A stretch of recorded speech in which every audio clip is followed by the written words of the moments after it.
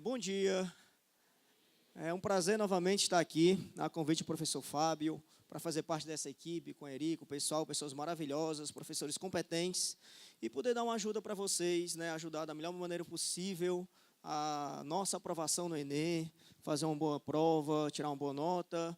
E hoje, né, eu vou estar aqui com vocês para falar sobre um assunto interessante, né? Eu sou da área de biologia, né, o professor André Luiz, e o nosso assunto hoje é sobre a origem da vida.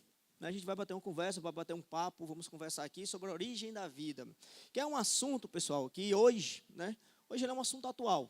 Hoje ele é um assunto bem atual, e se você pegar, né, as edições do Enem anteriores, você vai ver que sempre vai ter uma questãozinha, uma ou duas questãozinhas sobre a origem da vida. É uma análise de um gráfico, é falando sobre uma teoria, e hoje, né, mais do que nunca, devido à nossa atualidade, né, nós temos que lembrar que quando a gente fala sobre a origem da vida, né, a gente começa sobre o Big Bang, né? Vamos fazer só uma introduçãozinha para a gente começar o nosso assunto e começar a resolver nossas questões. Pessoal, hoje a teoria aceita como a teoria, né, que deu origem ao nosso universo, teoria científica, é a teoria do Big Bang, daquela grande explosão que ocorreu aproximadamente 13,8 bilhões de anos atrás, né, onde nós tínhamos uma atmosfera, né, uma poeira cósmica, minerais aí dispersos no meio, que ficou sujeito a uma força gravitacional, né? Essas pequenas rochas, né, poeira cósmica de antimatéria, começaram a se condensar, foram condensando, até chegar um momento crítico que ocorreu uma explosão, né? E dessa explosão deu origem ao tempo, ao espaço, à matéria e à energia, né? Então, quando a gente fala que dessa explosão surgiu o universo, né, depois dessa explosão, surgiram pequenas partículas. Essas pequenas partículas, as partículas formadoras do átomo. E se a gente voltar lá para o nosso primeiro ano, né, e a gente pegar aquela estruturazinha de evolução que a gente tem átomos, os átomos formam as moléculas formam as células. Então, o que é que eu tenho? Com o Big Bang, nós temos que entender que nós formamos o átomo. O átomo surgiu. E se surgiu o átomo, esses átomos, né, nós sabemos que eles podem se combinar com átomos semelhantes ou que têm afinidade para formar moléculas. E essas moléculas elas podem interagir para dar origem a uma célula. Então, quando a gente vai falar de vida hoje, a gente vai falar sobre a origem da vida, né, eu não vou primeiramente falar sobre o surgimento de um invertebrado, de um vertebrado, e assim por diante. Nós vamos falar do surgimento da vida, que a vida ela se insere dentro da célula. Né, nós sabemos que a célula é a unidade fundamental de um ser vivo. Não existe vida fora da célula, só existe vida dentro da célula, segundo a nossa teoria celular. Então, a célula que deu origem à vida. Então, quando a gente fala sobre a origem da vida, a gente vai falar do surgimento dessa célula. Como foi que essa célula surgiu? Há alguns milhões de anos atrás. E se ela surgiu, a vida também surgiu, acompanhando a sua evolução. As células procarióticas, eucarióticas, as adaptações, o metabolismo celular, que foi cada vez mais evoluindo para chegar a organismos mais complexos. Então, a gente vai começar a falar aqui sobre aquela célula primitiva, aquela primeira célulazinha que surgiu há um tempo atrás. Aí a gente fala de célula, a gente está falando de vida, né? Então, a gente começa falando sobre o Big Bang, dessa grande explosão, e hoje, mais atualmente, nós temos um acelerador de partículas, né? Entre a França e Suíça, eles estão fazendo colisões de partículas subatômicas para pegar a unidade formadora do átomo, né? Os positrons, os quarks, que dá origem de prótons, né? Nêutrons, elétrons. E se a gente conseguir, né, capturar essas pequenas partículas, a gente tem aquele ingrediente fundamental para formar o átomo. E se eu formo o átomo, eu formo moléculas. E se eu formo moléculas, eu formo célula, eu formo matéria. Aí eu vou formar matéria viva ou matéria não viva. E aí a gente vai dar um impulso, né, para a teoria do Big Bang. Tranquilo? Então, começando aqui com essa introduçãozinha sobre a origem da vida, certo? Vou trabalhar com questões e vou fazer um comentário sobre as questões. E qualquer dúvida, você levanta aí, pode fazer um comentário ou fazer uma pergunta. Galera, a nossa primeira questão sobre a origem da vida, considere os seguintes eventos relativos à origem da vida. Pessoal, nós vamos seguir uma etapa cronológica para falar sobre a origem da vida. Aí nós temos, primeira preposição, o aparecimento do processo, né, de fermentação, a formação de coacervados, o aparecimento de processos, né, de fotossíntese e respiração aeróbica, o estabelecimento do equilíbrio entre os heterótrofos e os autótrofos, a origem lógica em que esses eventos ocorreram. Pessoal, seguinte, Essa primeira questão, a gente vai voltar um pouquinho. Logo depois que surgiu o Big Bang, surgiu o nosso sistema solar. E o nosso planeta, ele se formou. Nosso planeta, né, o nosso planeta primitivo, nós vamos chamar de Terra primitiva, ou planeta bola de fogo, assim chamados por alguns cientistas. Por que eu vou levar esse nome, galera? Porque o nosso planeta, assim, logo de formado, o que é que ele era? Ele era um ambiente, né, inóspito. Não tinha condições de chegar a uma vida ainda.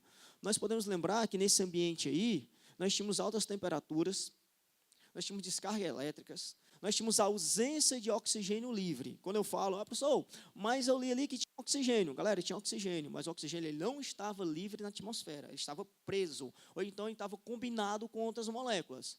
Então, eu tenho um ambiente aqui, um ambiente anaeróbio, sem oxigênio. Então, com altas temperaturas, com ausência de oxigênio, um ambiente extremamente redutor. As coisas não oxidavam. Então, se eu tivesse alguma matéria orgânica nesse ambiente, ela sofreria oxidação e depois decomposição. Mas como eu não tenho um ambiente oxidante, porque eu não tenho uma presença do oxigênio, eu tinha um ambiente extremamente redutor. Então, as moléculas que estavam aqui presentes sofriam redução, apenas reduziam. Ganhavam prótons, reduziam, não oxidavam. E eu tinha também a presença de alguns gases tóxicos presentes na atmosfera, como amoníaco, amônia, como gás metano, vapor de água, dióxido de carbono, monóxido de carbono, dióxido de enxofre. Eu tinha um ambiente, galera, extremamente adverso ao surgimento de uma vida. Então, para a gente começar a falar sobre a origem, a gente veio aqui para a Terra primitiva. E nós tivemos um cientista chamado de Oparin, que ele formulou, né, a teoria química, da evolução química.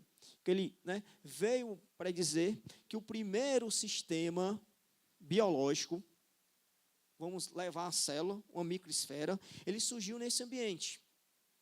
Aqui, essas moléculas, amônia, o metano, vapor de água, dióxido de carbono, monóxido de carbono, essas moléculas interagiam aqui na nossa atmosfera, sedimentavam nos mares primitivos com água quente, e sujeita à radiação ultravioleta, já que a gente pode lembrar que a gente não tem oxigênio, se a gente não tem oxigênio, a gente também não tem o quê, galera? Tem um gásinho que protege o nosso planeta da radiação, né? Nós não tínhamos ozônio, o gás ozônio. Então, toda a radiação proveniente do Sol, ele entrava severamente no nosso planeta. Isso fazia com que as temperaturas chegassem na superfície a 270, 320 graus. Então, tinha um ambiente aqui, ó, favorável a algumas reações químicas. E foi isso que aconteceu. Essas moléculas aqui, ó, elas começaram a se combinar para formar outros compostos, agregar e formar outras moléculas químicas. Essas moléculas, o Oparin chamou de coacervados. Nós tínhamos um ambiente aqui nos mares primitivos, nessa sopa nutritiva de compostos orgânicos, né? Essas proteínas, né, nós vamos chamar aqui de proteínas, essas proteínas foram em volta de moléculas de água e formaram esse aglomerado proteico, né, no meio aquoso, que nós vamos chamar de coacervados, que depois, né, em 53, o Miller, ele veio provar a teoria do Oparin. Ele veio deduzir que a teoria da Terra primitiva, da evolução química, para o surgimento do primeiro sistemazinho aqui, ó, que nós podemos chamar de um sistemazinho fechado, aquele aglomerado de proteínas, de moléculas, veio dar um indício às primeiras células, as primeiras microesferas, né? Aí depois a gente fala também sobre a evolução da célula unicelular, pluricelular, autótrofo, heterótrofo e assim por diante. Então, nesse ambiente aqui, galera, a nossa vida começou. Os primeiros organismos vieram aqui, ó, nesse ambiente aqui. Então, se a gente voltar lá para a questão, a gente tem o seguinte: considere os seguintes eventos. Ele só quer a ordem lógica que nós vamos ter. Nós vimos, nessa ordem cronológica, para o surgimento, né, da origem da vida. Aparecimento do processo de fermentação, formação de coacervados, né? Nós vimos que o primeiro organismo, né, para esse sistema fechado foi o coacervado. Então, a gente primeiro tem que, quando a gente pegar uma prova do Enem, galera, você não precisa saber tudo, mas você tem que ter uma noção lógica do conteúdo. Então, nós vimos aqui, eu falei anteriormente, que o primeiro sistema fechado que surgiu foi os coacervados. Foi a teoria de Oparin. Então, a gente começa logo com ele aqui, ó, surgimento de coacervados, através da interação de moléculas que estavam dispersas no meio, sujeito à radiação. E nesse ambiente aqui, sem oxigênio. Então, pressupõe que depois o primeiro organismo veio, ele é um organismo anaeróbio, que não respirava oxigênio. Então, aqui, a gente começa a marcar primeiro a formação de coacervados. Aí, galera, fica fácil. Se a gente vai para as proposições, para as afirmativas, o item A, B, C, D e E, Tem 2 itens que começam com o número 2, formação de conservados. O item A está fora, aparecimento do processo de fermentação. Isso veio depois com a evolução do metabolismo celular, certo? Aparecimento de conservados, vamos levar aqui. Depois nós temos aparecimento de fermentação. Aí você ficaria em dúvida entre o item C e o item D. Começou com o número 2, está aqui com conservados. Aí você fica naquela dúvida. Apareceu o processo de fermentação? Ou então o aparecimento do processo de fotossíntese. Lembrando, galera, que quando eu tenho um ambiente sem oxigênio, né, eu ainda não posso chegar aqui, aparecimento do processo fotossintético. Por quê? Para a fotossíntese, nós precisamos de algumas substâncias. Nós precisamos de uma quantidade X de dióxido de carbono presente na atmosfera. Nós precisamos de água. Mas tem água aqui nos mares primitivos. Beleza, galera, tem água, mas a água era quente. 70, 100 graus, 110 graus. Evaporava rápido. Não ficava aquele equilíbrio constante. Então, quando a gente chega aqui, o que é que a gente vai ter? A gente vai ter um aparecimento do processo de fermentação. Por que a fermentação? Porque a fermentação aqui, ela pode ocorrer na ausência de oxigênio. Fermentação alcoólica, fermentação lática, ela vai ocorrer aqui na ausência de oxigênio. Então, eu tenho aparecimento de coacervados, formação, né, do processo, né, de fermentação por algum micro-organismo, provavelmente uma bactéria, uma arcobactéria, provavelmente, sobre a origem da vida. Depois do aparecimento aqui da fermentação, estamos aqui no item C, aí depois sim apareceu o processo fotossintético e por fim o estabelecimento entre os seres heterótrofos e autótrofos. Aí nós temos aquela hipótese heterótrofa da vida, hipótese autotrófica da vida e assim por diante. Então, pessoal, aqui nós ficaríamos com o item C. Primeiro apareceu os coacervados, esses coacervados, né, esse aglomerado de proteínas formou um sistema fechado, formou o primeiro indício de uma célula. Aí foi evoluindo, veio os organismos anaeróbios, umas bactérias anaeróbicas, né, que sem oxigênio realizavam o processo de fermentação para conseguir o alimento. Desse processo de fermentação, resultou da liberação de algumas moléculas para o meio, para o surgimento do processo fotossintético. Aí a fotossíntese começou nos mares, nas algas, e a fotossíntese, né, liberou oxigênio para o planeta, e da liberação do oxigênio do planeta, né, que na verdade aqui nós temos os estromatólitos. Galera, o que é um estromatólitos? Aqui nós temos na Austrália. São colônias de bactérias. É como se fosse, né, um aglomerado aqui de bactéria aqui, que nós temos nos mares australianos, que nós chamamos de estromatólitos. Esses estromatólitos, né, nos nossos mares primitivos, rasos até então, eles começaram a captar dióxido de carbono, água, produzir compostos orgânicos, aqui a glicose, C6H12O6, liberando oxigênio, e esse oxigêniozinho que ele vai para o meio, aí nós vamos ter indício da formação da camada de ozônio. Quando o oxigênio ele começa a ser liberado, ele estava preso, ele começa a ser liberado, esse oxigênio vai subindo e vai indício posteriormente à camada de ozônio. Né? E também liberação de água. Então, quando as cianobactérias, esses estromatólitos, começaram a fazer o processo fotossintético, o nosso ambiente da Terra primitiva ele veio mudando. As temperaturas vieram baixando, as águas, né, dos mares vieram também diminuindo, ficaram esfriando, e aí as reações começaram a ocorrer e o sistema celular começou a vir. E a nossa primeira vida veio surgir nesse ambiente de Terra primitiva. Então, na questão 1, nós vamos ficar com o item C. Formação de coacervados, aparecimento do processo de fermentação, depois da fermentação fotossíntese, lembrando, fermentação alcoólica, né, através do metabolismo da glicose, na ausência de oxigênio. Depois a fotossíntese, depois o equilíbrio entre os heterótrofos e os autótrofos. Isso é lógico, pessoal, porque para chegar algum animal num viés terrestre, né, pressupõe que os primeiros eram vertebrados e eram herbívoros.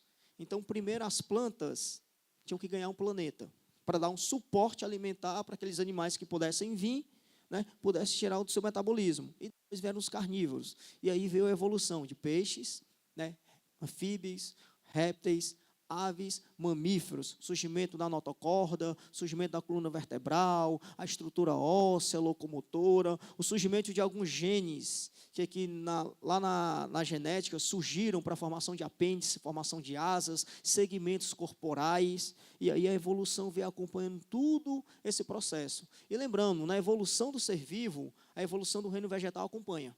Né? O reino vegetal acompanha a evolução do reino animal. Sem o reino vegetal, sem fotossíntese, sem alimento, e lembrando que a gente depende diretamente da fotossíntese, que vai produzir o alimento e nós tiramos indiretamente esse alimento lá do processo fotossintético.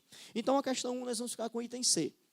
Pessoal, alguma dúvida, alguma pergunta sobre a questão? Sobre a origem da vida, acelerador de partículas, alguma coisa que a gente vem comentando? A nossa questão 2 considera as teorias mais aceitas atualmente para a origem da vida, o início da história dos seres vivos. Né? Considere as seguintes afirmativas. Galera, aqui, ó, moçada, a gente já está falando sobre a história dos seres vivos. Aí nós temos a simbiose, a diversidade de funções desempenhada pelo DNA e RNA, organismos multicelulares, a existência de oxigênio na atmosfera e assim por diante. Para a gente resolver essa questãozinha aqui, para a gente ver as afirmativas, né, para o aparecimento do primeiro ser vivo aqui, nós vamos para cá. Pessoal, quando nesse ambiente da nossa Terra primitiva, né, surgiu pequenas moléculas, sistemas fechados, pequenas células, nós temos uma teoria, que hoje é uma teoria que está sendo aceita. Né, é a teoria do mundo do RNA.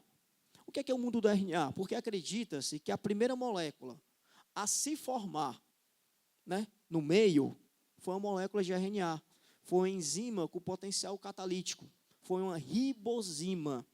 E assim, a gente acompanhando um raciocínio bioquímico da evolução, um processo bioquímico, né, de síntese, a gente vai poder aceitar porque esse RNA, ele foi a primeira molécula, o primeiro ácido nucleico a surgir no meio nos mares primitivos, com potencial catalítico, de fazer reações. Nós sabemos hoje que o RNA, ele promove a síntese proteica, não é? O RNA, de forma, né, o RNA mensageiro, organiza a sequência de códons, que vai determinar um aminoácido.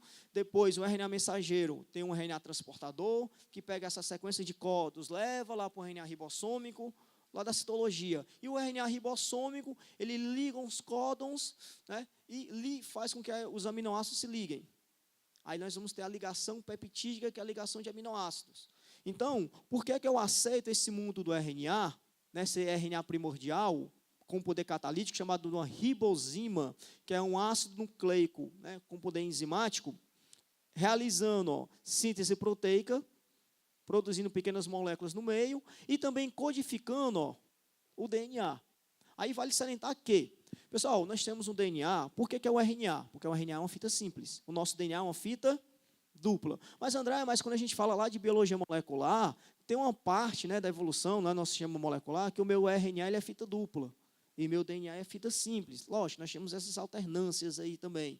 Mas, por ser uma molécula mais simples, nós pressupõe que o RNA ele dá origem a um DNA, a guardar as informações genéticas. Então, o RNA ele orienta a formação do DNA. E também ele faz síntese proteica. Aí, por que essa ribosima, por que nós vamos aceitar isso aí? Porque anteriormente, no slide passado, nós falamos do coacervado, não foi? O que é um coacervados hoje? O que é que a gente admite como coacervados? Um aglomerado de proteínas. Para mim ter um aglomerado de proteínas, eu tenho que ter uma ligação de amino, que pode ser classificada entre essenciais e já caiu no Enem, né? Classificaçãozinha de aminoácidos essenciais e naturais. Então, esses aminoácidos têm que se ligar por ligação peptídica. Galera, quem realiza a ligação peptídica é uma ribosima. Então, se a gente pegar a sequência lógica, surgiu primeiro os coacervados, que são aglomerados de proteína, e esses aglomerados de proteínas são formados por pequenas moléculas, pequenos monômeros, pequenas unidades menores, que nós vamos chamar de aminoácidos. Esses aminoácidos, eles são ligados por ligação peptídica, e quem faz isso é um RNA catalítico, é uma ribosima. Então, ele liga os aminoácidos, ligação peptídica, forma as proteínas. E aí, a partir das proteínas, se a gente for mais um pouquinho na frente na bioquímica, nós temos proteínas com N funções. Nós temos proteínas hormonais, insulina, nós temos proteínas de contração, proteínas estruturais, queratina, colágeno, proteína de transporte, hemoglobina. Então, as proteínas têm N funções no nosso organismo, no ser vivo. Então, a gente vai ter essa sequência lógica que o primeiro foi um RNA. Para depois surgir o DNA para guardar as informações genéticas e depois vir a evolução. Mas também nesse sistema, que nós vimos que tivemos aglomerados de proteína, pessoal, também começou a surgir nesse meio algumas estruturas de ácidos graxos. Né? nós conhecemos primeiramente, ó, a nossa membrana plasmática, que essa membranazinha aqui, ela está presente em todas as células, né, dos seres vivos. Todo ser vivo apresenta uma membrana plasmática. Mas, naquela terra primitiva, também dá indícios de ter surgido o nosso lipossomo, que é como se fosse a minha membrana plasmática dobrada, fechada. Aí eu formo o lipossomo. E também eu posso ter formado uma micéliazinha aqui, ó, que esse aqui seria uma microesfera, né, que se formou nos mares primitivos. E dentro dessa microesfera aqui, o nosso RNA, ele adentrou. E nós tivemos indício da nossa primeira célula primitiva. Era um sistema formado por ácidos graxos, né, apolares, com cadeia com radicais fosfatos, região hidrofílica e região hidrofóbica, a caudazinha para dentro, e aqui dentro o nosso RNA veio, né, se inserir. Aí nós tivemos o indício da nossa primeira célula. Então, eu tenho um mundo do RNA, eu tenho essas micelas que podem surgir.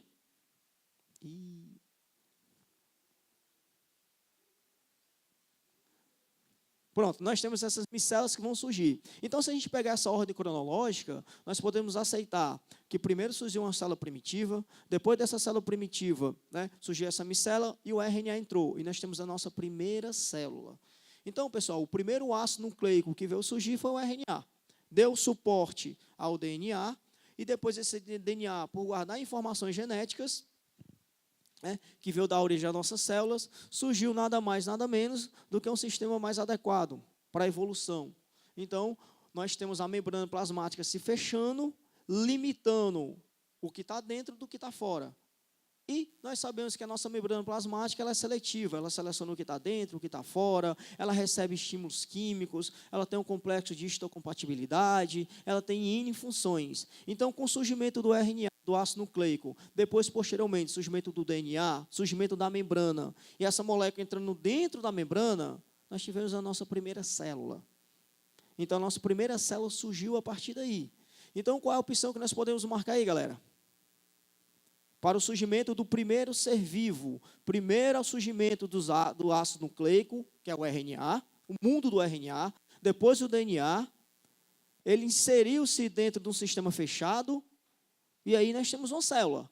A célula é a unidade fundamental de um ser vivo. Então, nós vamos ficar com qual item aí? Item A, B, C, D. Qual é a ordem para o surgimento da vida? Lembrando que a gente está falando de vida com a unidade básica. Ser vivo, a célula. A gente está inserindo na célula, o surgimento da célula para o surgimento do primeiro ser vivo. Vamos lá, qual é o item? Que eu estou sem as opções aqui. Item A, item B, item C, item E. Qual é a sequência do item E aí? Começa com o quê? Alguém pode me prestar aí uma apostila dessa? Pronto. Vamos ver aqui como é que começa o item E. Né? Já estão pegando o jeito aqui do item E. Então, nossa questão 2 vem. Cadê a questão 02? A diversidade de funções desempenhadas pelo RNA que leva a crer que esse tenha sido o precursor do DNA, verdadeiro. Então, surgiu primeiro o DNA, o RNA, para depois surgir o RNA. E depois nós temos a diversidade das funções e a simbiose, né, que é um papel relevante e tal, tal. Então, nós vamos levar... Qual é a página? Página 102.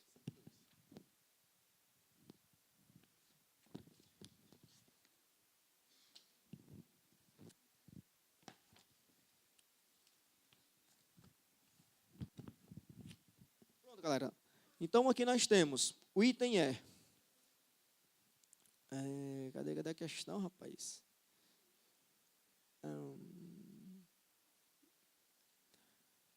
Mas aqui já... Estou na 104.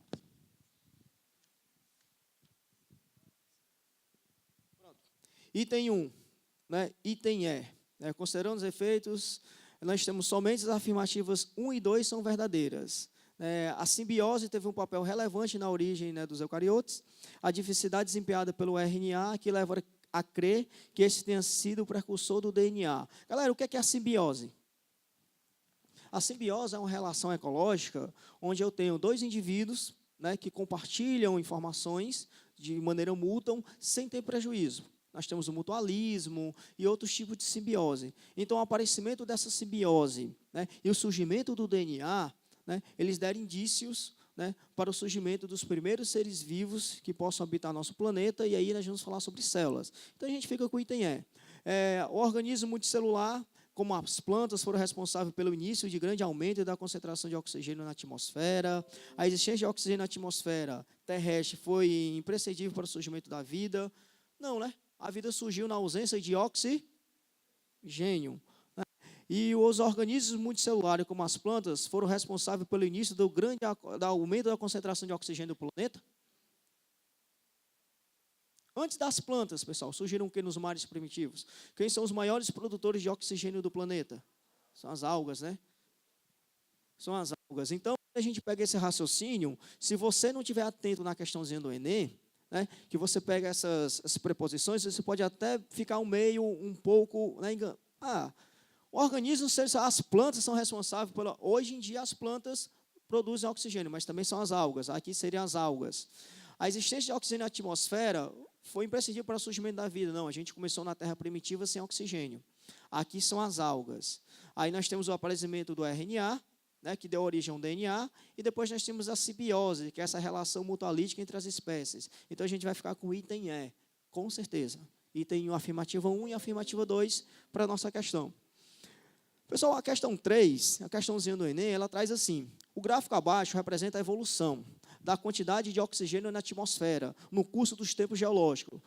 O número 100 sugere a quantidade atual de oxigênio na atmosfera. E os demais valores indicam diferentes porcentagens, né, dessa quantidade.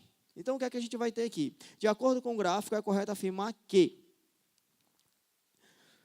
Pessoal, primeiramente, quando a gente pega o gráfico, né, vamos começar bem aqui, ó.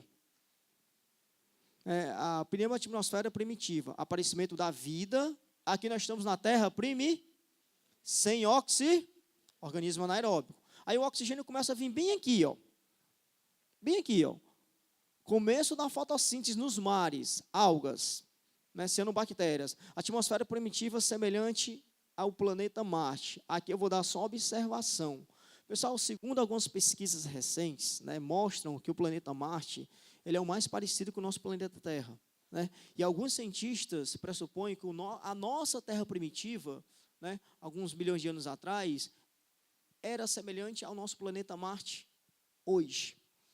E até a Terra primitiva evoluiu e deu origem à vida, a organismos mais complexos. Né? A teoria que se traz é que o planeta Marte é uma Terra primitiva, o planeta Marte está evoluindo, e alguns milhões de anos à frente vai surgir vida. Né? Eles fazem essas comparações com o planeta Terra e com o planeta Marte. Daí aquela intensa, né, ânsia de ir ao planeta vermelho para fazer pesquisa, jogando sondas para trás de água, atrás de minerais, atrás de compostos, né, no planeta vermelho, para fazer aquela comparação com a nossa Terra primitiva, que o nosso planeta antigamente era semelhante ao planeta Marte. Então tem todo esse processo aí envolvendo o nosso planeta vermelho. Aí o oxigênio surge bem aqui, ó. Aí o oxigênio ganha a atmosfera, vai começar o surgimento da nossa camada de ozônio, aqui, ó, aparecimento das primeiras células eucariontes. Aqui nós tivemos uma explosão de vida no Cambriano, surgimento primeiro de invertebrados, mas, né, se supõe que antes dos invertebrados nós tivemos os poríferos, os cnidários, mas como eles tinham um corpo mole, né, sem estrutura calcificada, na decomposição eles apareceram, né, os fósseis. Nós não temos registros fósseis de poríferos e cnidários antes do Cambriano. Aqui nós tivemos uma explosão de vida. Depois tivemos o Suliano, e aí a vida veio ganhando o planeta. E o oxigênio ele foi subindo. Né? Então, nós chegamos aqui na primeira célula eucariótica, bem aqui. Ó. Aí o que é que eu tenho para fazer um comentário? As primeiras formas de vida surgiram na ausência de oxigênio, a atmosfera primitiva apresentava 1% de teor de oxigênio. Após o início da fotossíntese, o teor de oxigênio na atmosfera manteve-se estável. Desde o pré-cambriano, a atmosfera se mantém menos nível de oxigênio, e a escala evolutiva da vida, quando surgem os anfíbios, o teor de oxigênio na atmosfera já havia se estabilizado. Pessoal, aqui, eu vou trazer uma dica para vocês, do gráfico aqui, nós vamos analisar bem aqui, ó, o surgimento da primeira célula. Esse item aqui já fica dito, já te fica, né, escancarado aqui, ó, visto na cara. Onde foi que a vida surgiu aqui? Surgiu aqui Aqui ou aqui? A vida surgiu bem aqui. Então, a questão aqui ela é muito simples. As primeiras formas de vida surgiram na ausência de... Então, surgiu bem aqui, ó. Isso aqui fica óbvio, fica visto, ó. Escancaradamente está visto aqui na atmosfera primitiva. Nós tivemos indício da primeira vida. Item A. Beleza, fechou o item A. Esse aqui você analisou o gráfico, não tinha nenhuma dificuldade nessa questãozinha aqui, ó, que a vida começou na ausência de oxigênio. Não precisava nem saber da Terra primitiva, não. Precisava saber só que a vida começou na ausência de oxigênio. Aqui, ó. E essa vida que surgiu bem aqui, pessoal, né?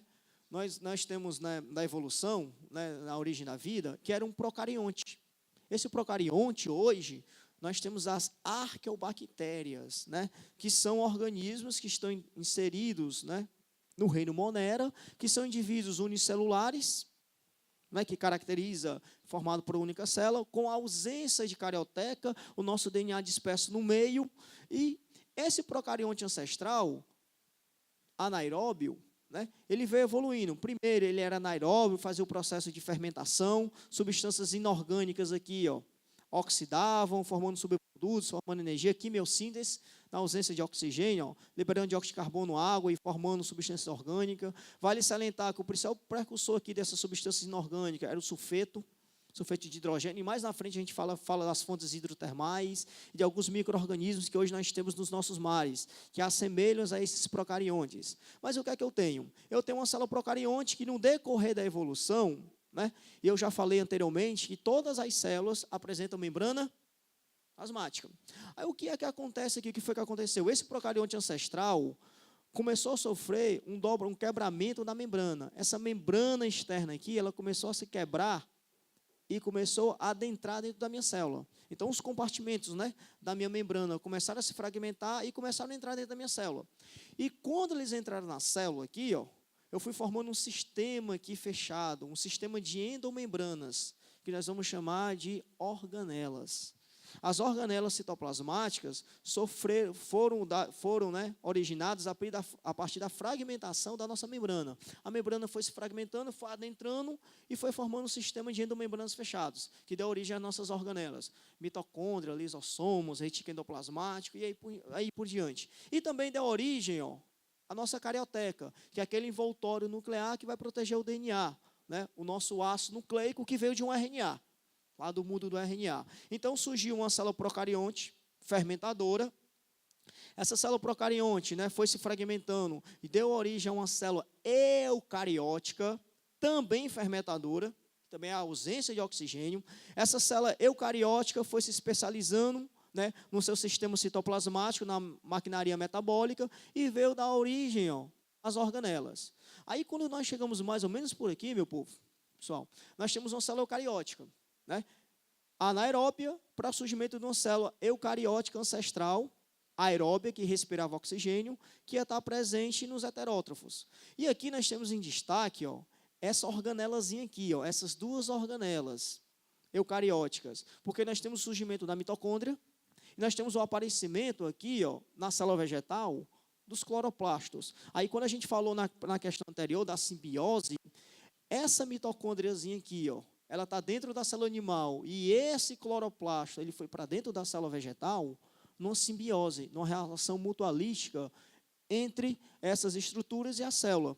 Nós sabemos que a mitocôndria ela tem uma função de produção de energia, produção de ATP, né? Lá na respiração celular, ela quebra a glicose para produzir energia, correto? No nosso metabolismo celular. E aqui os cloroplastos na célula vegetal ou nas cianobactérias, né, assimilam, né, o dióxido de carbono, né, transporte de elétrons para o surgimento da fotossíntese. Então isso foi uma relação simbiótica, que essas duas estruturas elas adentraram nas células, né, para melhorar a bioenergética da célula. Então aqui nós temos uma célula eucariótica heterótrofa, aqui um indivíduo que não produz o seu alimento, né? Ali nós temos a mitocôndria, e aqui nós temos uma célula ancestral eucariótica fotossintética, que produz o seu alimento. Então, isso aqui, ó, traz a evolução da célula eucariótica e autótrofa, né? E aqui nós temos, né, nesse princípio aqui, ó, substâncias inorgânicas sendo oxidadas. Ah, mas já tem oxidação aqui, André? Já tem, porque já tem a liberação de oxigênio do processo fotossintético. Então, as moléculas aqui já começavam a oxidar para produzir subprodutos e também produzir energia, e liberação cada vez mais de dióxido de carbono, água e produção de substâncias orgânicas, surgimento de alimento no meio, na terra primitiva. Então, tudo que a gente vem falando aqui, pessoal, nós estamos seguindo uma ordem cronológica. Surgimento da primeira célula primitiva, surgimento do metabolismo, essa célula se fechando, o RNA aparecendo, depois o DNA aparecendo, esse metabolismo evoluindo, produzindo cada vez mais substâncias orgânicas, até chegar num sistema mais complexo, chegar, né, em você e chegar na minha pessoa. Né? Os animais começaram a evoluir a partir daí desse sistema e a partir desse ambiente. Então, para a questãozinha aqui, ó, nós vamos ficar com o item A. As primeiras formas de vida surgiram na ausência de oxigênio. Isso é fato. O oxigênio ele veio mudar o ambiente, né, terrestre para, posteriormente, dar origem a organismos mais superiores. Então, aqui, ó, a atmosfera primitiva apresentava 1% de teor de oxigênio. Galera, aqui a gente tem nada de oxigênio. Aqui nós temos peróxido de hidrogênio, depois nas eras glaciais, mas o oxigênio ainda estava preso. Combinado ao carbono, formando monóxido, dióxido de carbono, ou óxido de enxofre, mas ele não estava livre. O item C, o início da fotossíntese, né? E o teor de oxigênio na atmosfera se mantém estável. Galera, quanto mais eu tenho evolução, quanto mais eu tenho um processo fotossintético, né, mais eu tenho produção de oxigênio, então eu não vou manter esse gás estável. Né? Quanto mais eu vou ter um aparecimento, né, de organismos fotossintéticos, quanto mais produtores, mais oxigênio, mais energia para a minha cadeia alimentar, para a ecologia. O item D, no pré-cambriano, a atmosfera se mantém menos, né, mantém os mesmos níveis de teor de oxigênio? Não, aumenta o nível. Aí nós já temos as flanerógrafas, as pteridófitas aparecendo, as grandes plantas aparecendo no planeta, né, nessa explosão aqui do pré-cambriano. E na escala evolutiva da vida, quando surgiram os anfíbios, o teor de oxigênio na atmosfera já havia se estabilizado. Ainda não. O surgimento dos anfíbios aqui, né, peixes, né, anfíbios, depois répteis e assim por diante. Aqui nos anfíbios, que é descendente do Tiktaalik, né, que era um peixe com nadadeiras bilobadas, que deram origem aos anfíbios pulmonados, ainda não tinha aquela quantidade de oxigênio estabilizado na atmosfera, né, segundo o curso da evolução. Então, nós ficamos com o item A. Aí nós temos a questão 4. Após a utilização, né, após utilizar a parte do molho de tomate que preparava, né, Mariana guardou o que restou na geladeira. Depois de alguns dias, ao tentar reutilizar o molho, percebeu que esse estava tomado por bolores, fungos, mofo. Né? Considerando os princípios de origem da vida, é correto afirmar que, pessoal, saindo do Big Bang, saindo de metabolismo, saindo de surgimento da primeira célula, depois o foco sobre a origem da vida voltou-se ao quê? A duas teorias. A teoria da abiogênese, também chamada de geração espontânea, agregado ao vitalismo, à força vital, e a teoria da biogênese, que afirmava que todo e qualquer outro ser vivo só poderia existir a partir de um já pré-existente, por reprodução. Então, nesse período aqui, que nós vamos falar, né, nesse fato sobre a origem da vida, nós vamos falar sobre duas teorias, teoria da biogênese e teoria da biogênese. E aí vocês têm que prestar atenção no Enem, porque esse assunto ele é corriqueiro. O que é que nós vamos ter? Nós vamos ter a teoria da biogênese, que diz que todo ser vivo ele vem de outro já pré-existente no meio, por reprodução. A teoria da geração espontânea, pessoal, ela relevava a uma determinada chamada força vital. O que é essa força vital? Quem era adepto a essa teoria aqui, acreditava que a vida ela surgia a partir da matéria dispersa, da matéria morta no meio. Então, aquela matéria que estava dispersa, aquela matéria inanimada, né, ficava sujeita a uma força sobrenatural que estava no ambiente. Essa força passava sobre essa matéria e impulsionava o surgimento da vida. E nessa época, nós tínhamos vários adeptos que aceitavam essa teoria. Simplesmente, pessoal, porque é comum da sociedade aquela coisa que você não conhece, aquilo que você não conhece, você aceita. Eu vou discutir com você um determinado assunto, se eu não domino aquele assunto, o que você falar para mim, eu vou ter que aceitar, né? Eu não tenho como rebater, porque eu não domino o assunto. E nessa época, a ciência ela estava andando, né, lentamente. Né?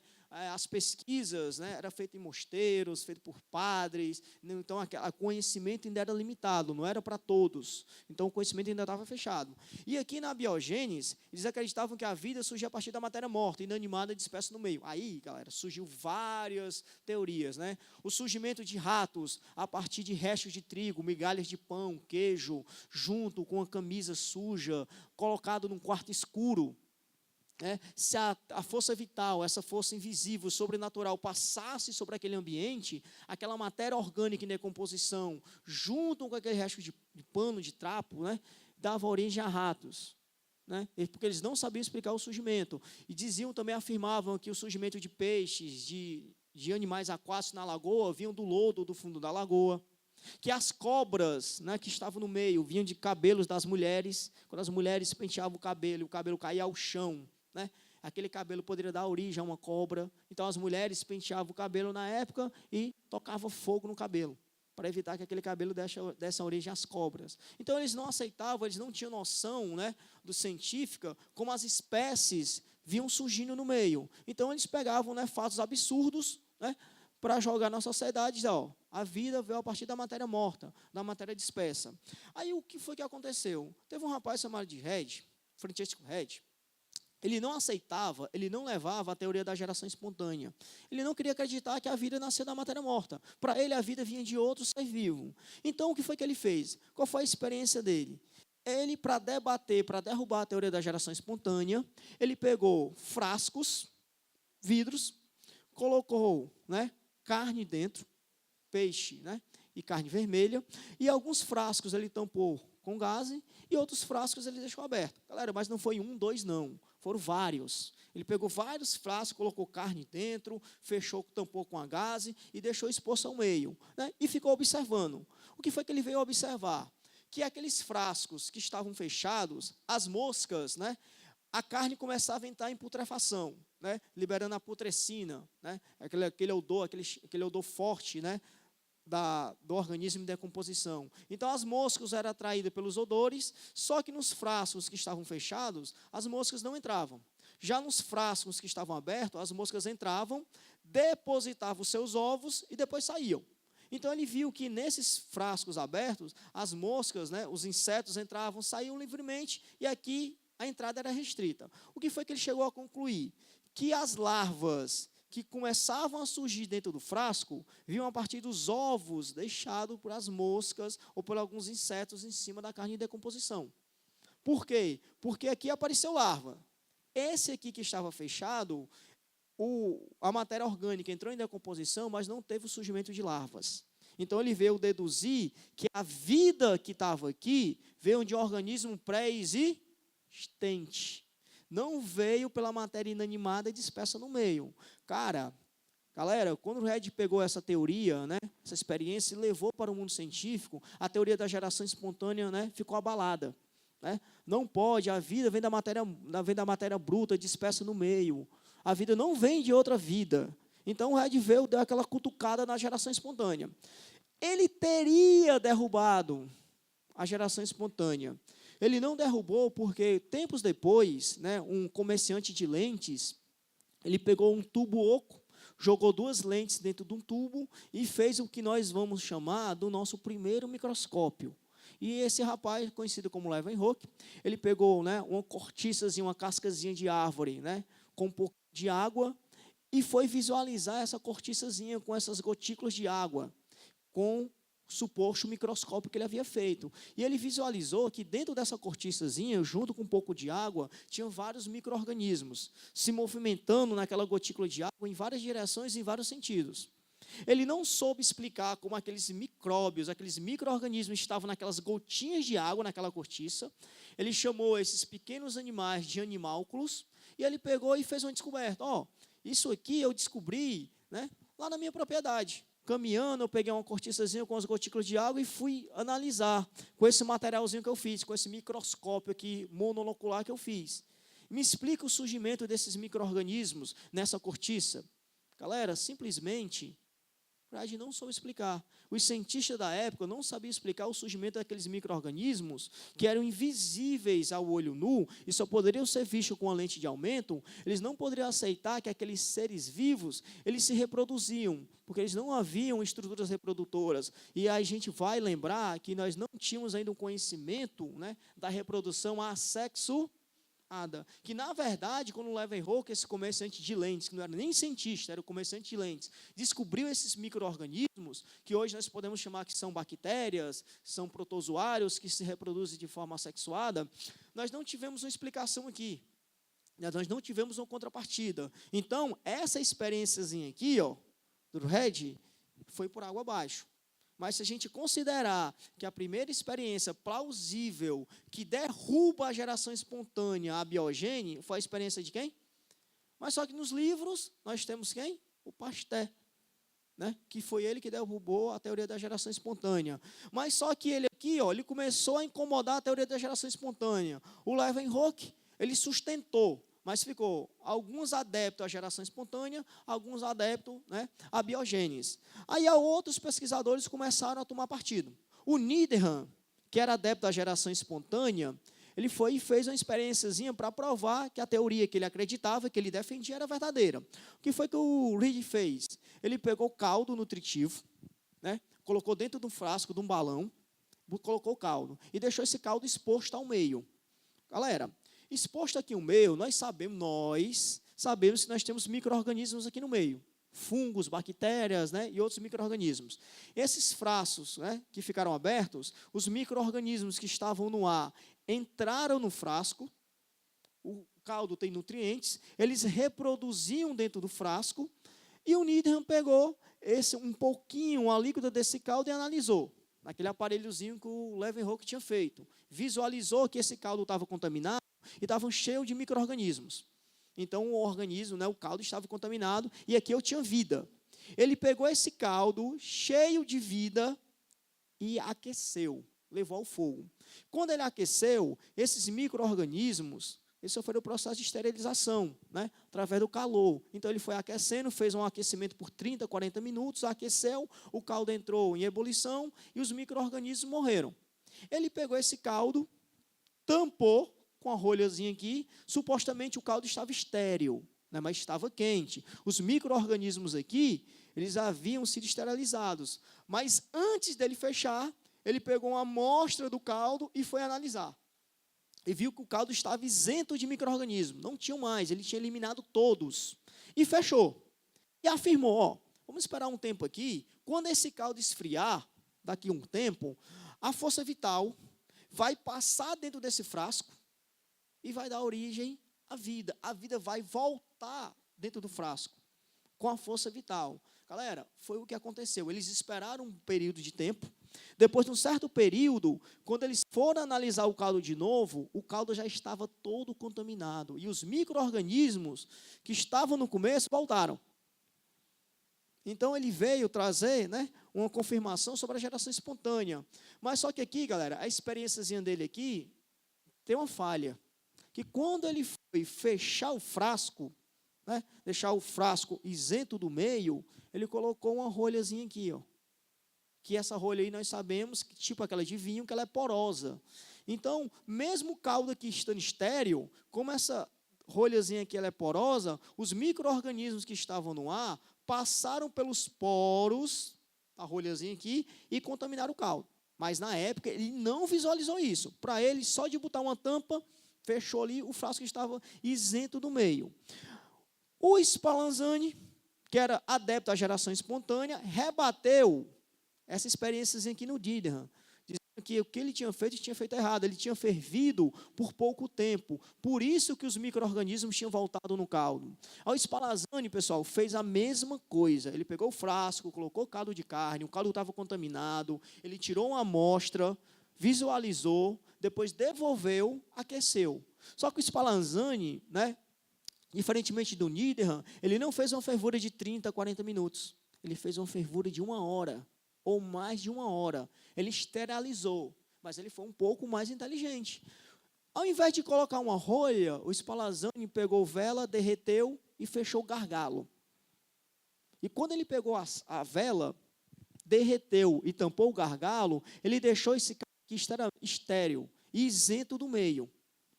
Então, os micro-organismos não tinham como entrar no caldo. Então, enquanto o caldo estava fechado, selado com a vela aqui, com a resina, o caldo estava limpo. Mas o Needham rebateu o Spallanzani, afirmando que quando ele fez essa fervura prolongada, por mais de 1 hora, ele veio destruir a força vital. E sem a força vital, não tinha surgimento de vida. Então, se a gente levar a teoria da geração espontânea, a teoria de biogênese, era tudo inserido na força vital, nessa força sobrenatural que estava no meio. Então, o Spallanzani também não soube rebater a afirmação do Needham, dessa fervura prolongada. Galera, o fato é que essas discussões foram se arrastando por décadas. E quando chegou um tempo depois, o Pasteur, né, ele fez a experiênciazinha com gargalo, né, pescoço de cisne. Ele pegou um balãozinho desse aqui, ó, retorceu, né, a boca do gargalo e fez essa curvaturazinha aqui, ó. Só que o Pasteur, pessoal, ele deixou o sistema aberto. Ele colocou o caldo nutritivo aqui, ó, ele pegou o caldo, colocou dentro do balão, retorceu, né, a parte do balão e deixou aqui aberto.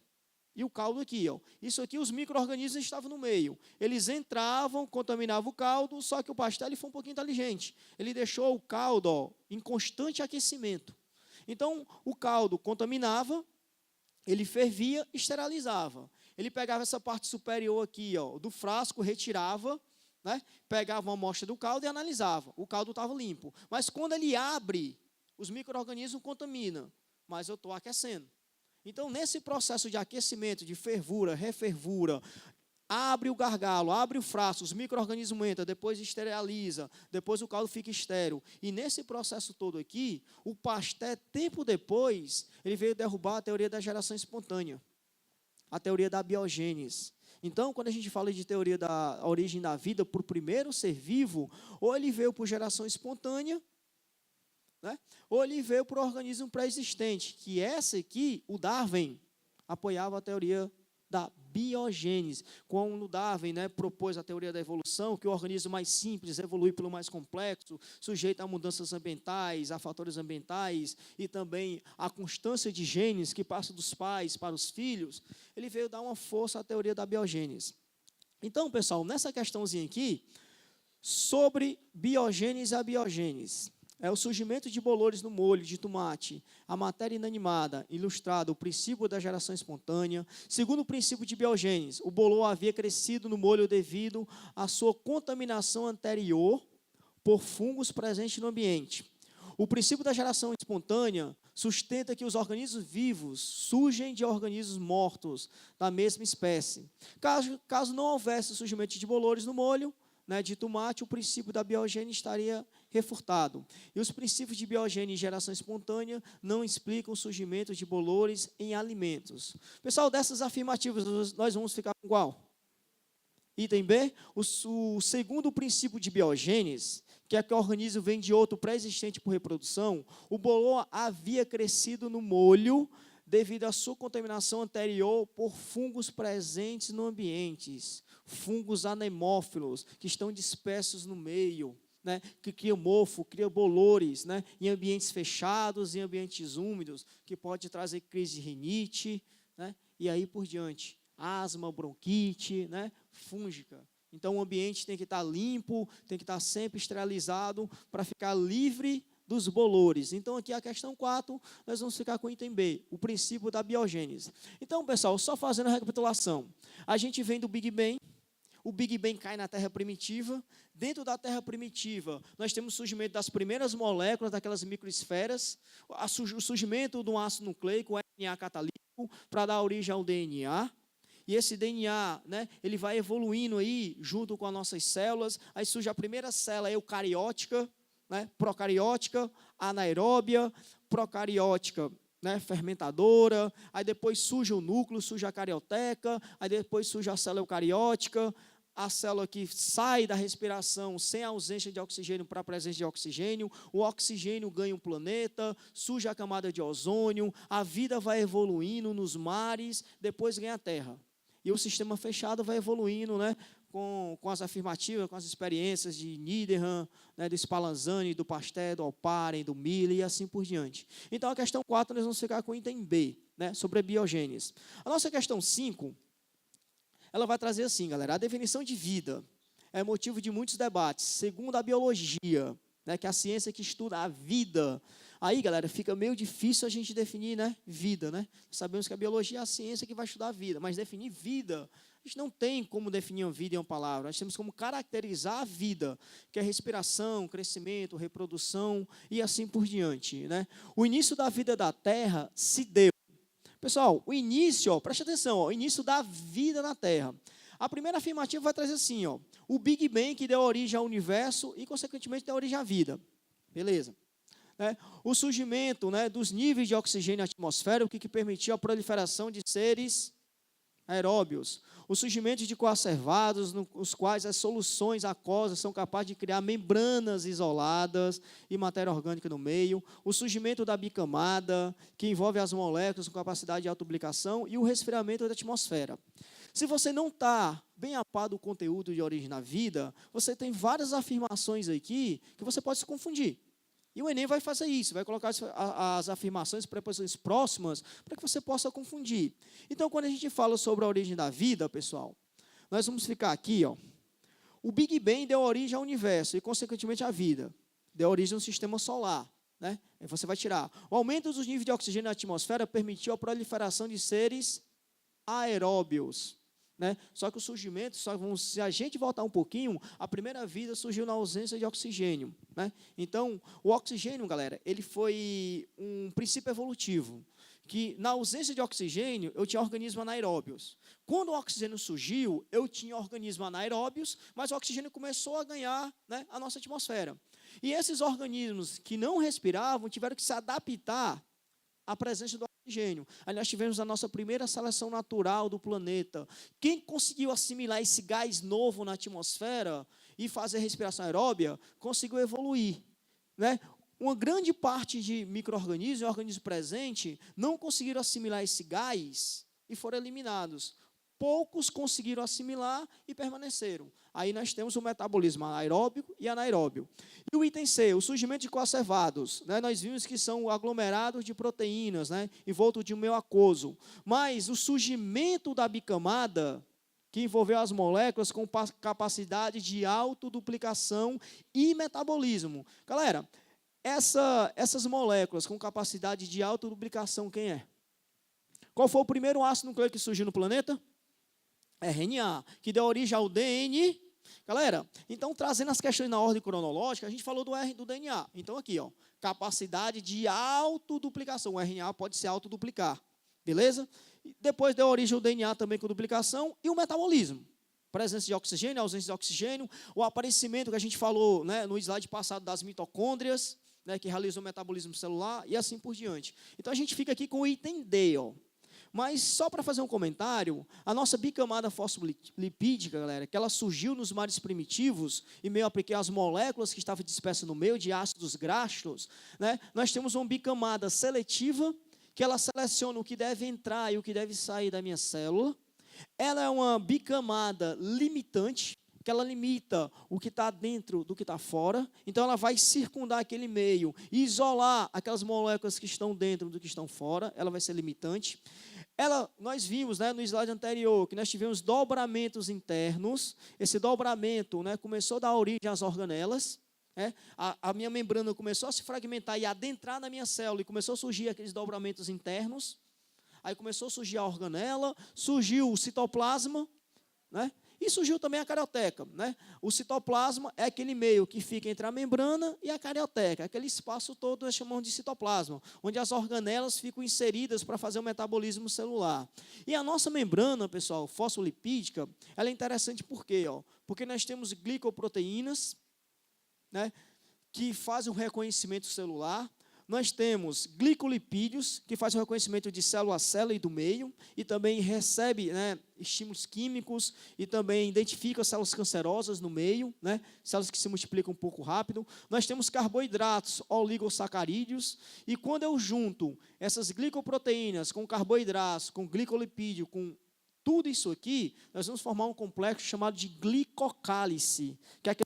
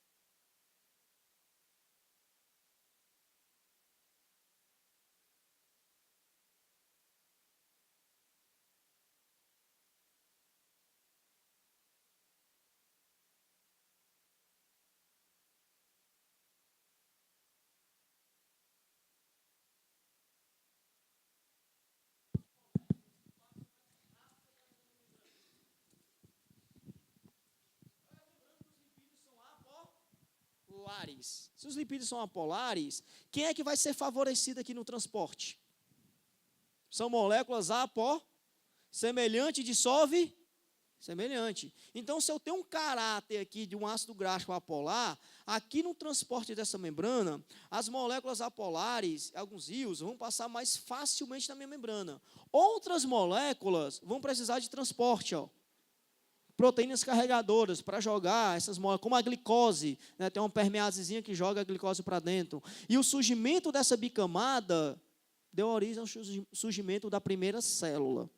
Né? E dentro dessa bicamada se inseria um ácido nucleico que foi o RNA. E aí a minha célula foi evoluindo. Então, a gente pegando a afirmativa da questão 5, o surgimento da bicamada, o surgimento da membrana plasmática, que está presente em todas as células, ela foi um ponto crucial para o surgimento da vida, porque a vida vem com a célula. E a partir da célula a vida vem evoluindo. Aí, só lembrando, se a vida vem com a célula, nós temos só uma única exceçãozinha, né, galera? Qual é a exceção aí do reino animal? Protozoários, fungos, os reino vegetal. Aí nós temos um organismo, se eu falo aqui de vida, o que caracteriza a vida? A replica. E nós temos um organismo aí, né? Um organismo acelular, que é os vírus, que são moléculas biológicas replicáveis, não vivas.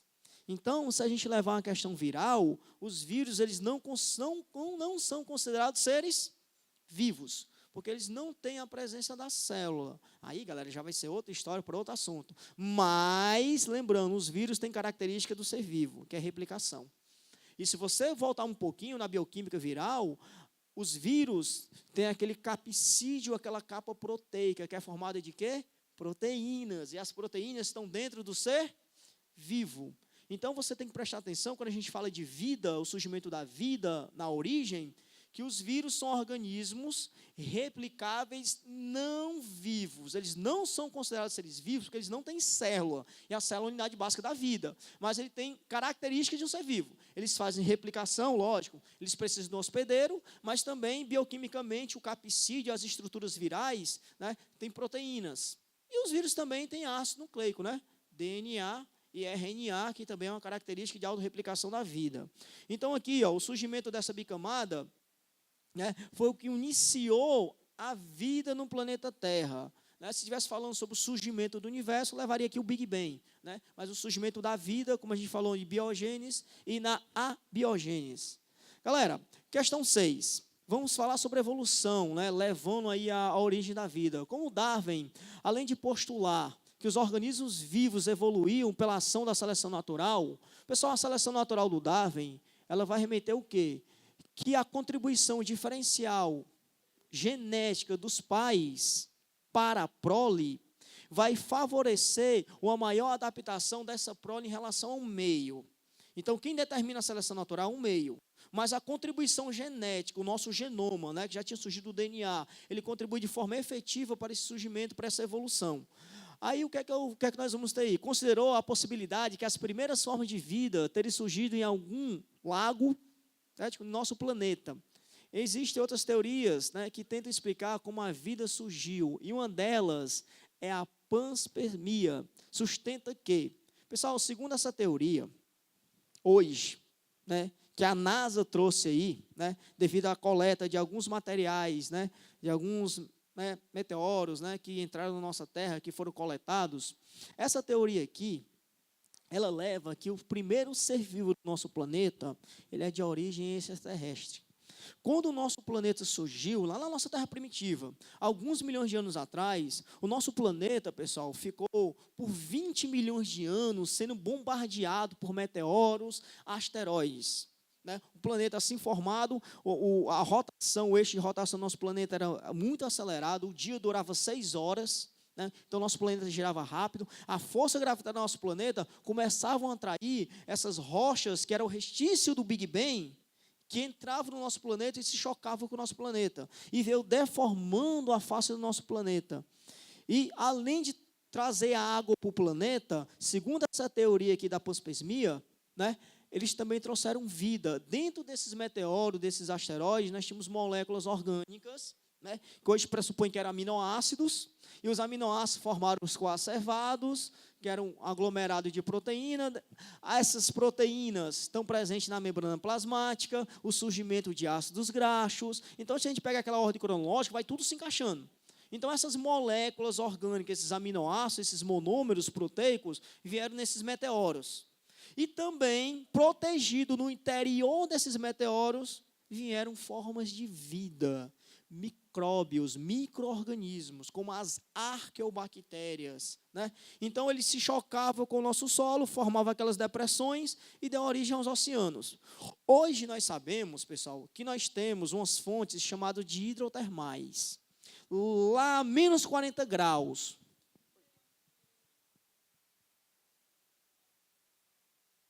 Pronto.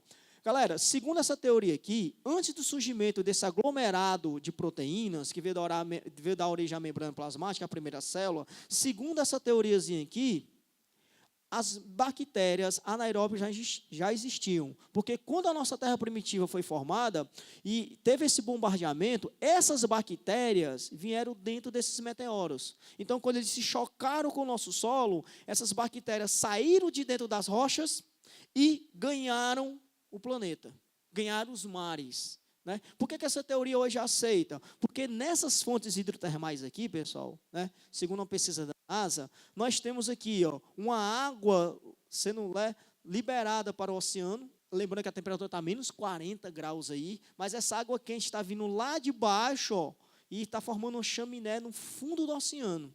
E aqui nesse meio nós temos os tubículos, né, que são esses micro-organismos que ficam ao redor das chaminés, e aqui, né, foi coletado alguns micro-organismos que vivem dentro dessa chaminé, as arqueobactérias. E essas arqueobactérias que vivem nessa simbiose, desse pequeno ecossistema aqui no fundo do mar, eles fazem quimiossíntese, que é a utilização de substâncias inorgânicas, como sulfeto de hidrogênio, né, juntamente com dióxido de carbono, para produzir energia, também liberando água e produzindo sulfeto aqui. Então, essa reação de quimiossíntese, e nesse ambiente aqui, no fundo do mar, ele ocorre. Então, isso veio levar e veio trazer que essa teoria aqui, nós podemos aceitar. Mas, galera, mas é uma teoria nova, e o Enem vem abordando a teoria da panspermia. E o Darwin também apoiava, né, essa teoria. Né? Alguns relatos dele, que a vida veio do espaço junto de meteoros, e também eu concordar também com a evolução. Então, essa teoria traz que a vida veio aqui, dentro desses meteoros, e quando esses meteoros se chocaram com a nossa litosfera, nossa crosta, né, esses micro-organismos saíram e ganharam o planeta. E aí, esses organismos foram evoluindo, né? Se são arqueobactérias, são procariotes, unicelulares. Dobramento de membrana, surgimento da carioteca, organismo eucarionte. Aí depois, o surgimento das organelas, metabolismo celular, fotossíntese, mitocôndria, cloroplasto, oxigênio. Então, vem naquela sequência lógica, né, da evolução bioquímica da vida. Então, segundo essa teoria aqui, galera, de Darwin, e que a vida veio do espaço e veio habitar o nosso planeta, nós vamos ficar com o item E.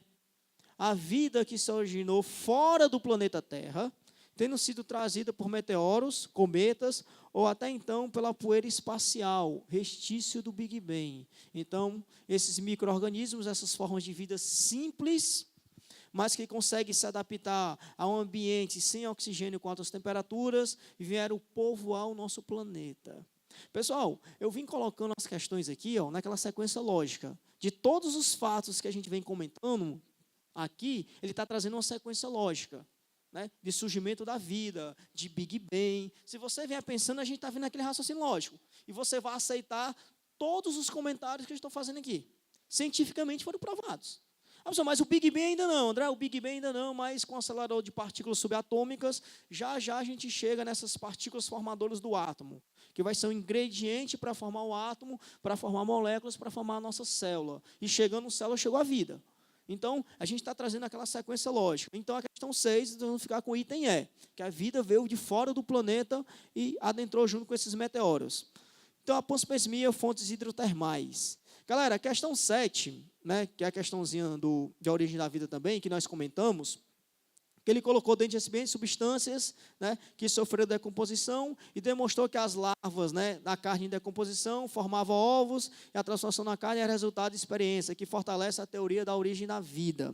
Né, a gente acabou de comentar a teoria Zendured. O que é que ele quer? Mas aqui ele só quer uma coisa. Ó. A figura seguinte representa a experiência do Red que nós comentamos. Os resultados dessas experiências, né, fortaleceram a teoria sobre a origem da vida, denominada biogênese. Galera, ele era adepto à biogênese, que a vida vinha de outro ser vivo.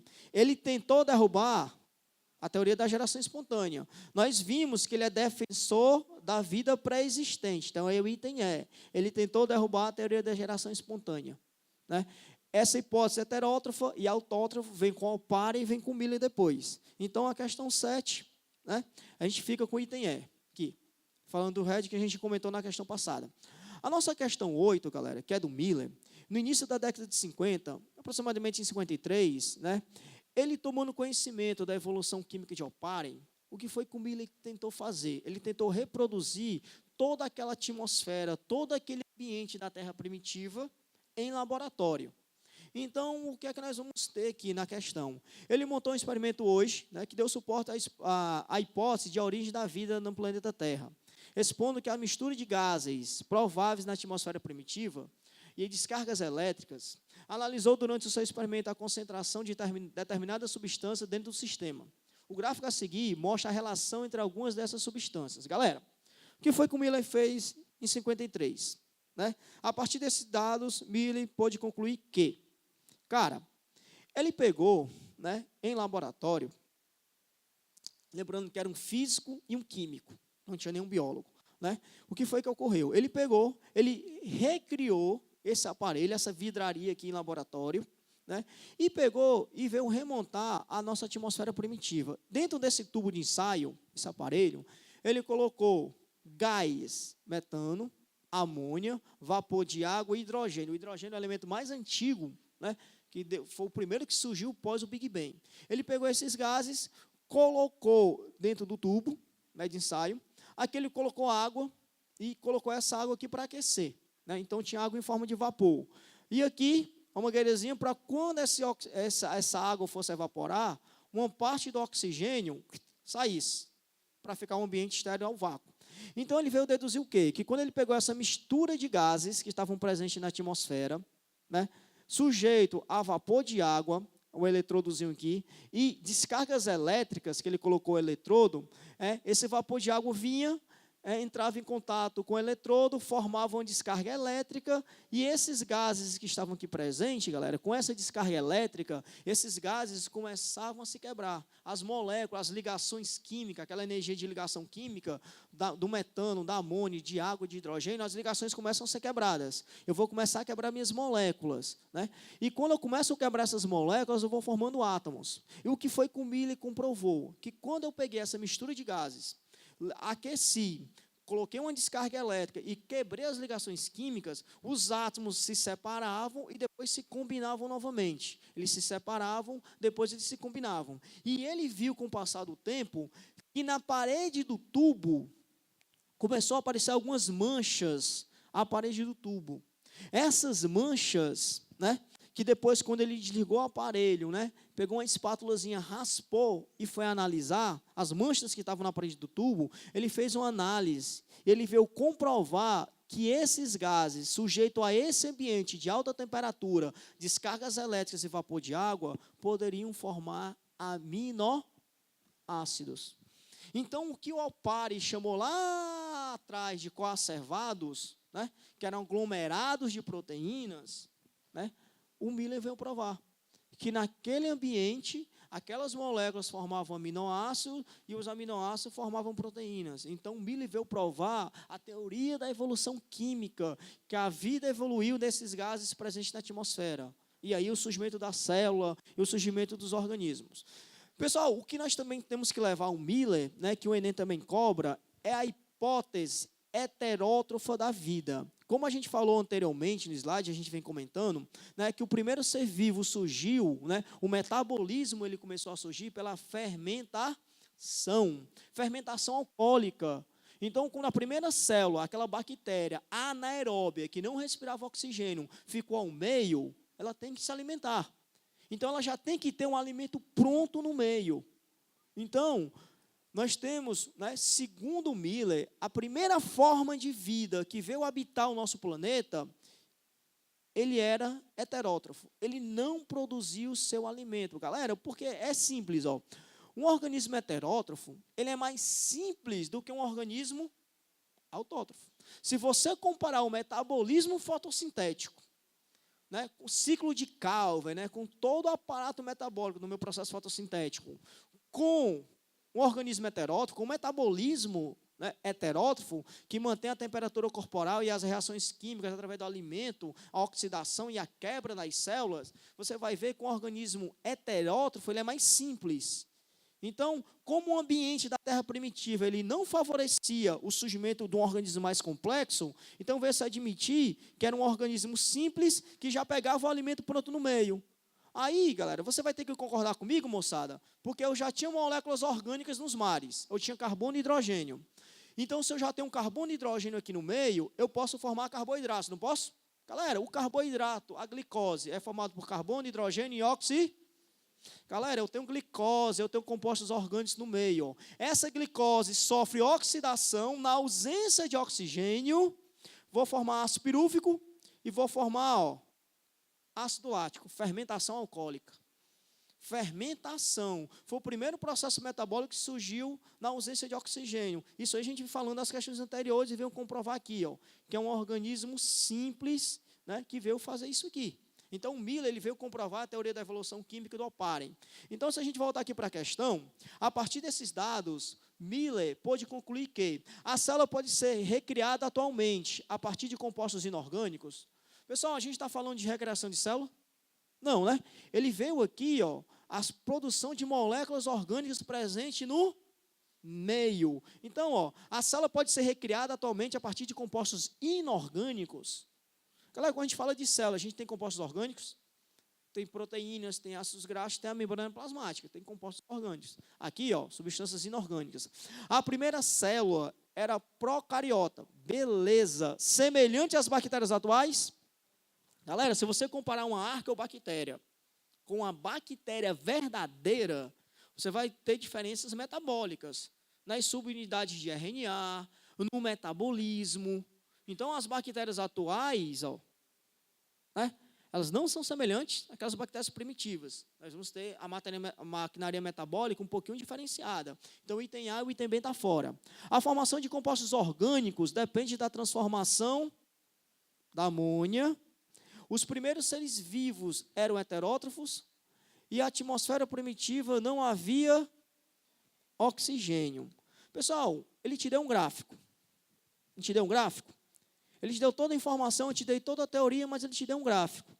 Ele deu ali, a concentração de amônia. Galera, você presta atenção no gráfico, ele botou aqui, concentração de amônia.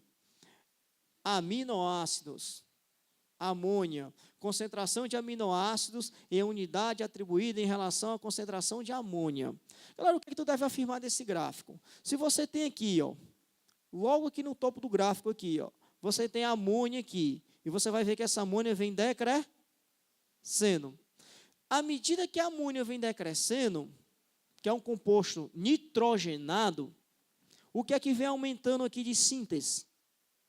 Os aminoácidos. Então, à medida que a concentração de amônia decai, a minha concentração de aminoácidos, a minha síntese proteica aumenta. Isso vai levar que os aminoácidos que ele recriou aqui, era aminoácido à base de amônia, à base de nitrogênio, o grupamento amina. Então, a cisteína, o aspartame, o aspartame, todos os aminoácidos, né, os 6 aminoácidos que veio ser sintetizados aqui dentro do tubo, vieram a partir da amônia. Então, qual é o item aí, galera? Item? Então, ficamos com o item C. A formação dos compostos orgânicos depende da transformação da amônia. Então, aí pressupõe que os aminoácidos que surgiram para formar as proteínas vieram a base nitrogenada, a base da amônia. Já que nós tínhamos gás metano, amônia e vapor d'água. Então, tinha que ser, né, eu tinha que ter uma proteína, um aminoácido, né, carregado com amônia. Então, nós vamos ficar com o item C. Então, questão 9. Com base no esquema e nos conhecimentos sobre a origem da vida, considere as afirmações a seguir. Pessoal, para a gente pegar com tudo que foi feito, já no finalzinho da aula, então já é uma questão já que a gente já pegou muito conteúdo, você já tem conteúdo suficiente, teórico, para chegar aqui, ó, né, e resolver a questãozinha.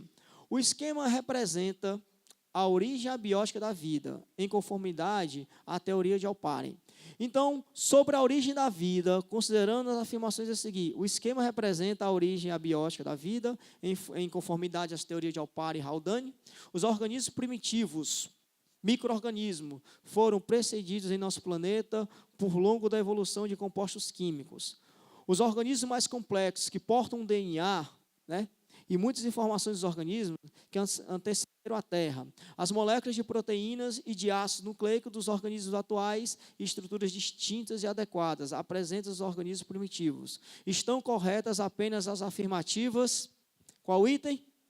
Por tudo que foi falado. Então, o item D, ele traz o quê? Ó? O item 1, o esquema que representa a origem da vida abiótica, certo? Da vida em conformidade à teoria de Alparen. Essa teoria abiótica é a teoria da evolução química, dos compostos químicos que estavam presentes no meio. Né? Veio o item 2, os organismos primitivos, como micro-organismos, foram precedidos em nosso planeta por uma longa evolução de compostos químicos. Então, nós tínhamos compostos químicos simples, que formaram compostos químicos complexos, e aí veio organizando. Isso é evolução química.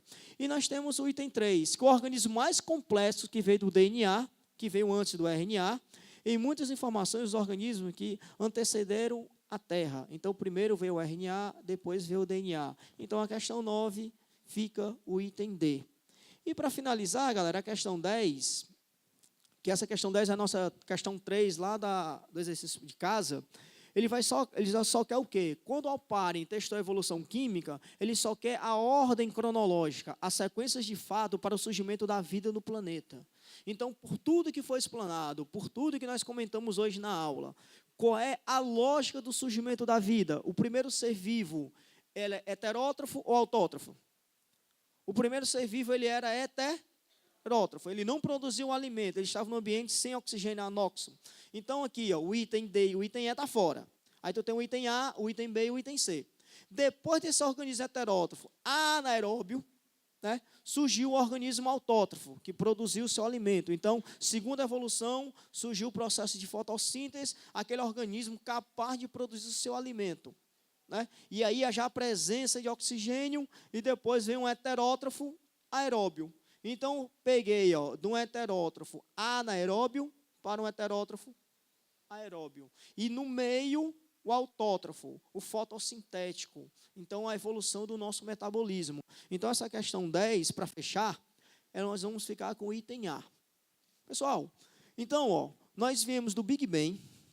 Do Big Bang, a gente vem caminhando, vem para o surgimento das primeiras células do planeta, né, que são microesferas, né, compostas de proteínas, surgimento do RNA, depois surgimento do DNA, surgimento do metabolismo, o metabolismo energético, e o surgimento das primeiras células unicelulares, depois para células pluricelulares, né, aquelas células perdendo a capacidade de ficar isolado no meio, se aglomerando e dividindo funções, chega os organismos multicelulares, chega o período pré-cambriano, chega as primeiras formas de vida no planeta, remetido das nossas células, né, os vertebrados, que deram origem aos vertebrados, e a gente puxando de uma sequência lógica, nós vemos peixes, né, anfíbios, répteis, aves e assim por diante. Então, nessa ordem cronológica de origem da vida, né, você tem um suporte, um conteúdo, né, muito rico para chegar lá no Enem e fechar todas as questões sobre a origem da vida.